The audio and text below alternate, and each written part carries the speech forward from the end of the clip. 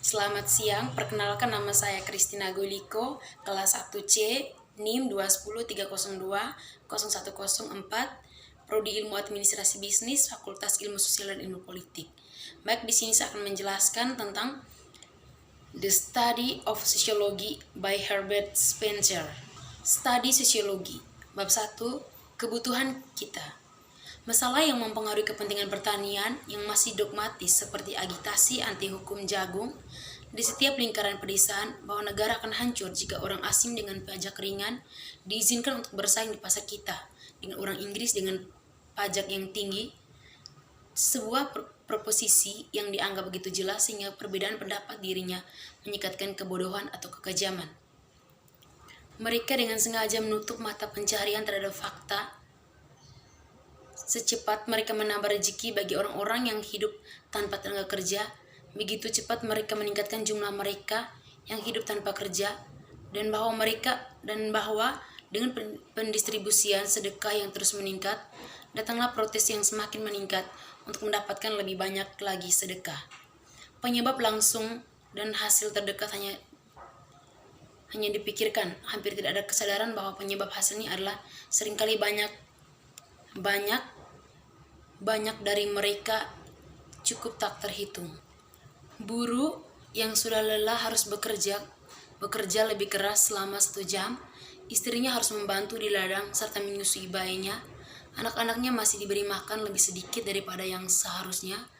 Dan di luar bagian pengambilan yang menurun dari peningkatan tenaga kerja adalah waktu dan energi yang berkurang untuk kesenangan seperti kehidupan yang paling menyedihkan.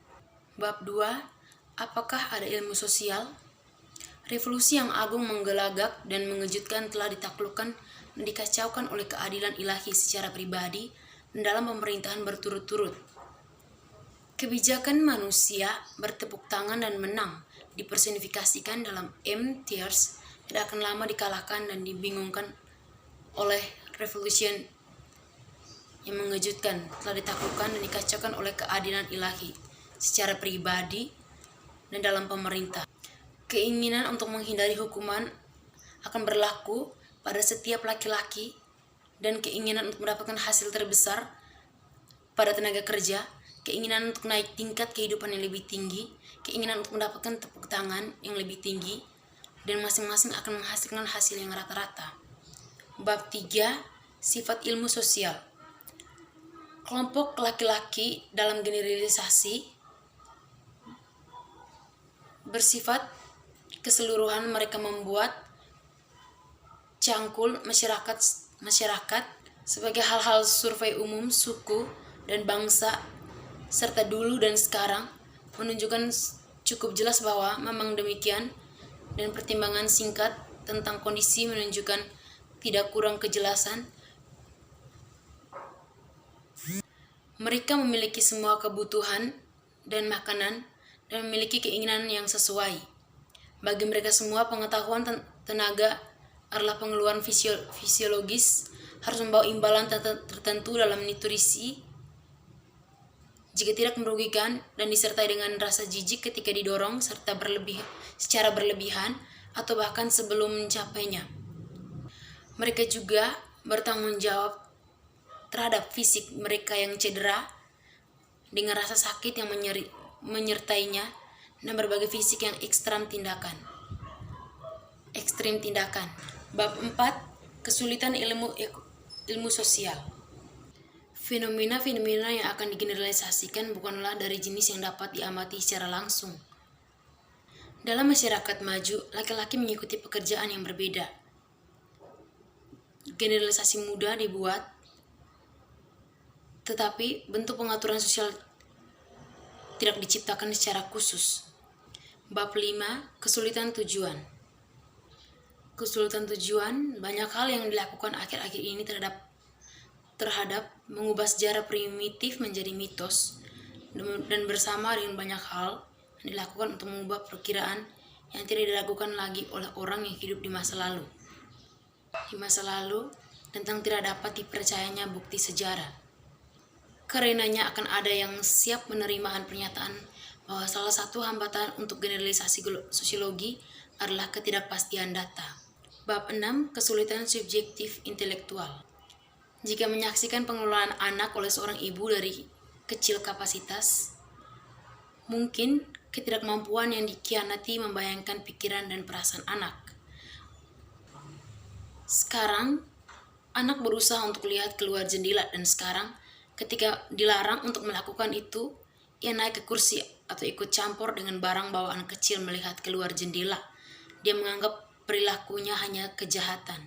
Kasus tersebut mencontohkan kebutuhan dan kesulitan yang dihadapi oleh anak tersebut. Bab 7. Kesulitan subjektif emosional. Jumlah perasaan bersemangat cukup tidak sepadan dengan risikonya. Sementara peluangnya adalah salah 1.000.000 banding 1 melawan kejahatan. Antisipasi kejahatan sekuat kemungkinannya adalah 1000 banding 1 atau 100 banding 1. Emosi kekuatan menghancurkan keseimbangan penilaian dan perkiraan rasional kemungkinan menjadi tidak mungkin, atau lebih tepatnya perkiraan rasional kemungkinan jika terbentuk sepenuhnya tidak beroperasi pada perilaku. 8. Bias pendidikan. Bias pendidikan menjelaskan tentang dua agama yang berdampingan, yaitu agama permusuhan dan agama persahabatan. Bab 9 menjelaskan tentang bias patriotisme. Bias patriotisme menjelaskan tentang negara yang sentimen yang tidak jarang diekspresikan. Patriotisme dan sentimen dapat menyebabkan subordinasi politik. Karena dengan adanya kelebihan egoisme tersebut, kelebihan patriotisme tidak dianggap sebagai kesalahan. Bab 10. Kelas bias. Bab 11. Bias politik menunjukkan peristiwa yang memungkinkan besar akan terjadi, sementara mereka juga berfungsi sebagai bahan untuk mahasiswa ilmu sosial. Dapat menyimpulkan bahwa politisi partai harus memiliki perasaan yang sangat moderasi sebelum